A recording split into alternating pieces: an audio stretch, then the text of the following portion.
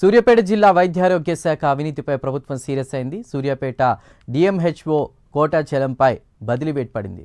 కోటాచలంను director of public health and family welfare హైదరాబాద్కి బదిలీ చేసింది. సూర్యాపేట ఇన్ఛార్జ్ డిఎంహెచ్ఓగా ఎల్బీనగర్ డిఎంహెచ్ఓ పి చంద్రశేఖర్కు బాధ్యతలు అప్పగించింది.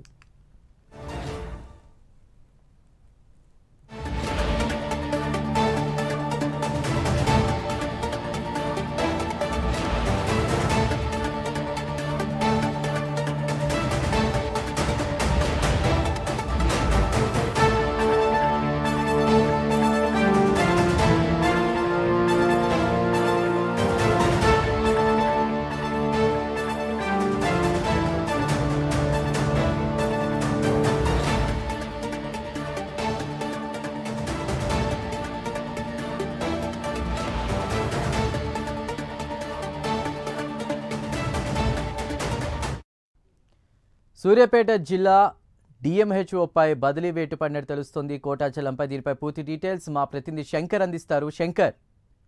రైట్ చందు, సూర్యాపేట జిల్లా వైద్య ఆరోగ్య శాఖ అధికారిపై అయితే అవినీతి ఆరోపణలు వినిపిస్తున్న నేపథ్యంలో ప్రభుత్వం సీరియస్ అయినట్టుగా తెలుస్తుంది.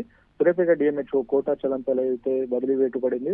సూర్యాపేట డిఎంహెచ్ఓ విధులు నిర్వహిస్తున్న డాక్టర్ కోటాచలం ని director of public health and family welfare Hyderabad అయితే బదిలీ చేస్తూ ఉత్తర్వులు జారీ చేశారు. తదుపరి ఉత్తర్వులు వచ్చేంత వరకు సూర్యాపేట ఇన్ఛార్జ్ డిఎంహెచ్ఓగా అయితే రానున్నారు. ఎల్బీనగర్ డిఎంహెచ్ఓగా పనిచేస్తున్న పి చంద్రశేఖర్ అయితే 5 రాష్ట్ర స్థాయి కమిటీ అధికారులు ఎవరైతున్నారో రంగంలోకి దిగి విచారణ చేపడుతున్నట్లయితే తెలుస్తుంది. అయితే అర్హత అనుభవం లేకున్నా స్కానింగ్ సెంటర్లకు ఆసుపత్రులకు అనుమతులు ఇచ్చారనే ఆరోపణలు అయితే డిఎంహెచ్ఓ పై అయితే ఉన్నాయని చెప్పుకోవచ్చు. మామూలు తీసుకుంటూ అవినీతిని ప్రోత్సహిస్తూ ఆరోపణల నేపథ్యంలో అయితే వైద్యాధికారిపై అయితే చర్యలకు ప్రభుత్వం సిద్ధమైనట్లయితే తెలుస్తుంది. నెల రోజుల కిందట పలు ఆసుపత్రులు స్కానింగ్ సెంటర్ల మీద దాడులు నిర్వహించారు రాష్ట్ర స్థాయి వైద్య మండలి వాళ్ళు.